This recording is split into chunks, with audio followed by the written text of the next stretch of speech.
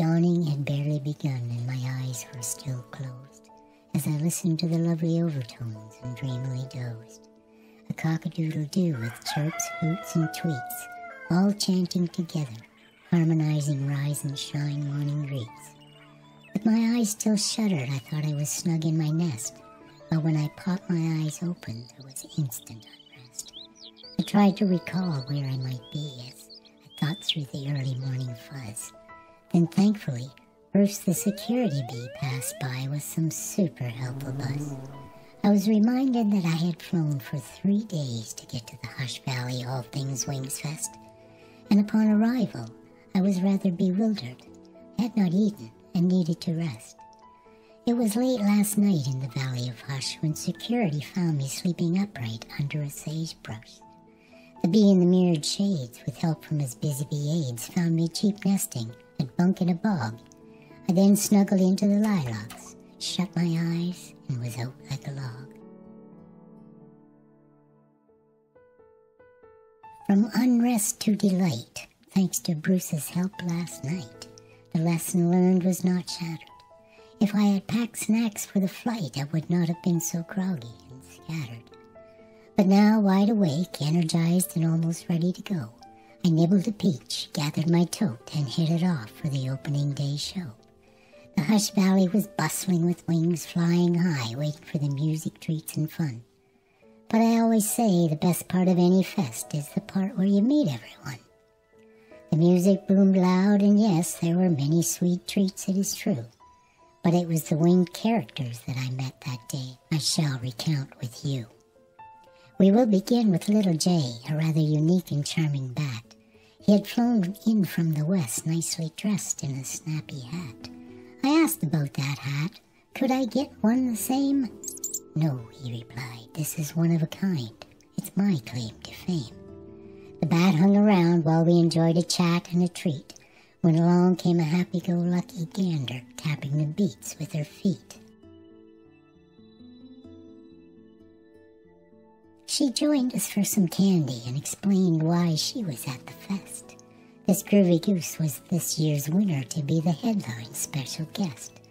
Now by groovy I mean she had tie-dye on each wing and love beads on a string. Her name is Dame Wildfowl, and her favorite thing to do is sing. She asked that we call her Marley as she stepped over a twisted twig, and then the groovy goose gave us a taste of what landed her this gig. Her voice was quite superb, and her moves had feathers flying. Marley and her wild wings turned a little saucy, it's true, I'm not lying. A crowd started to gather, and the party was on before it began, as rowdy wings chirped and buzzed, I am your super fan. Then came an announcement from Security Bee Bruce. The gates are about to open up. But there came an instant silence when this year's host stepped up. It appears this Wings Fest speaker is a little fluffy pup.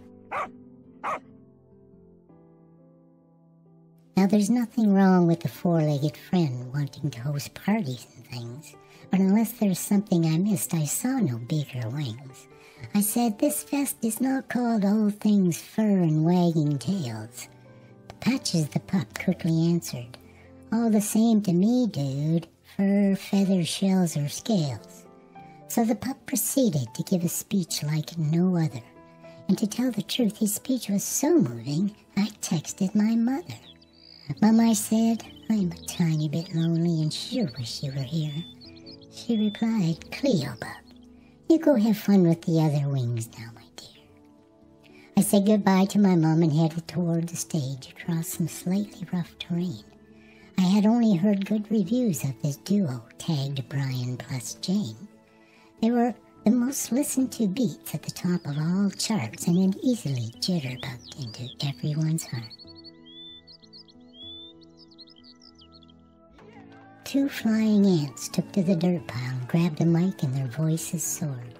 What a treat it was. Rock vocals mixed in with a bluesy, jazzy chord. There were wings flapping here and wings buzzing there, along with the beat and the wag of Patch's tail. The crowd was wild with excitement for what was to follow. The pup then pranced forward and pointed toward the hollow. I looked and I saw a pair of wings so pretty there could never be a match. Her name was Sugar Pie Shirley, a sprinkle-colored nuthatch. The fireflies lit the stage, and the backup chirpers took a spot, but the star had gone missing with her favorite candy pot. Sugar Pie did soon return, with the clay pot now candy-free, declaring that pecking sprinkles helps her express her music wonderfully. Wow, she showed us that she was gleeful. Those sprinkles really did work well. When Sugar Pie Shirley finished, we were giddy as if under a magic spell. I could not imagine what artist could ever beat this. Then Patches pointed us toward the marsh of Maple Meadow Bliss. We took a flight to the marsh as Patches raced along below. He looked funny from above. He seemed quite tiny and even somewhat slow. It really was a shock when you arrived there after the pup. Joke's on us. We smugly laughed at him, and now our jig was up. We dug around until we found a nice bone, a gift for the host. The bee presented the bone to the pup with a lovely thank you toast. "To Patches," rang out from the back of the field, spoken in an unfamiliar lingo, and when we turned, out from the tall grass breezed a sparkly blue flamingo. She was stunning. I had never seen a flamingo so brilliantly blue. "Who is this bluebird?" I asked, but nobody knew. She stepped out of the grasses, announced herself as Princess Raindrop, then quickly purred. I do not like when my berry juice is stirred. She strutted with such royalty as she passed me by, then ordered a juice and looked at me straight in the eye. I quickly obliged, and away I flew to the juice bar named The Squeeze. I ordered blueberry, and then added, "Make it stir-free, pretty please." When I returned with her cup, she said her thanks and then invited me to sit. "I am a princess," she said. "Would you happen to have a lavender biscuit?" Of course I had no biscuit, but strangely, at the moment she did inquire, they came a-squawking from over yonder. "Biscuits for sale, any kind you may desire." We turned and spied the biscuit hawker. She was a couple flaps away. We waved, she flew on over, and Princess purchased every biscuit on her tray. The hawker introduced herself as Cookie, said she has been selling biscuits for many years, letting us know she was no rookie, just in case we had some fears. She then asked if I could help her top up the empty tray, for poor Cookie sprained her wing on the way to Wings Fest yesterday. I followed Cookie toward the mulberry bush to gather the biscuit stash. We had to weave around a flurry of flapping wings, but still made it in a flash. The baked goods were stacked by the mulberries, including all her very best. But Cookie said the spiced worm is most popular. They just fly out of the nest. We filled up the tray and then rested for a moment and got to know each other. Cookie told me that she is a biscuit baker from Buttergrove, where she lives with the fox and her brother. "A fox?" I asked in a curious manner. "Buttergrove is all about love and peace," she replied. "It says so on our forest banner." As we circled the mulberries, I could hear a jingle that makes my spine tingle at every single fest. But no festival could be a success without Mystical Mel and his crystal ball, because his magic is the best.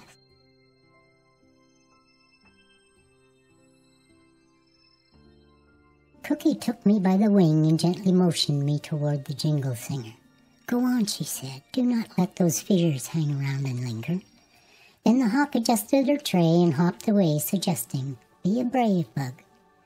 I turned, and sure enough, there was Orville, Mystical Mel's sidekick, the ornery old thug. "Hello, we meet again," I uneasily uttered as I shuffled my anxious feet. It seems no matter which festival I am at, we always manage to meet. I believe the last time was the Wingers with Stingers Fest in Meadows Bend. Orville recognized me and replied, "Have you ever found your nerve yet, my friend?" "I am not scared, only suspicious," I said. "I will prove it to you all. Who do I pay?" "You pay me," answered Orville. Then he pointed down to spooky Foggy Bay. I flew toward the bay, then turned around and flew the other way. This back and forth jaunting took a good part of my day. I am now standing at the entrance of Foggy Bay's shore, and what I see at the water's edge is messing with my core. My tummy is all rumbly as I watch Mystical Mel gazing into his crystal ball, but now he's turned his gaze to me and shouts the dreaded call. Fear not, come to me with your eyes wide opened. But first, please, you must pay your token. I paid and then moved closer to the crystal ball gazer with my head held high.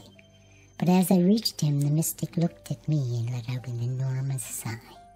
Mystical Mel gazed again into that crystal ball for what seemed an eternity, I do attest. Then came the word from the mysterious bird. I will see you in 1 week at the All Things Wings Fest. Wait just a minute. Is this future-telling bird suggesting that this colorful festive day has not happened? Or perhaps he is suggesting that maybe my excitement followed my impatience into my dreams while I slept through a night beneath the cotton candy moon. Pleasant dreams, sleepyhead. Your friendly daring dragonfly, Cleopatra. Thank you for listening to my story. Please subscribe and hit the like button if you wish to see more stories like this. Bye for now.